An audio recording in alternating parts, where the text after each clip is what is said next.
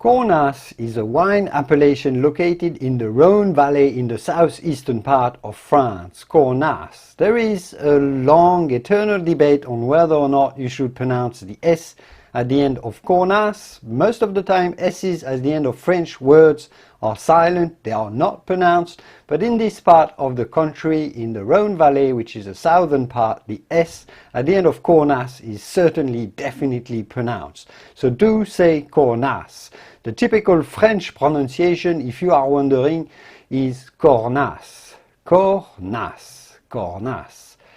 Cornas makes some rich, red, spicy wines that are similar to those located in neighboring areas, the ones of Gigondas and Vaqueras and Châteauneuf-du-Pape, the Côtes-du-Rhône, and many, many more.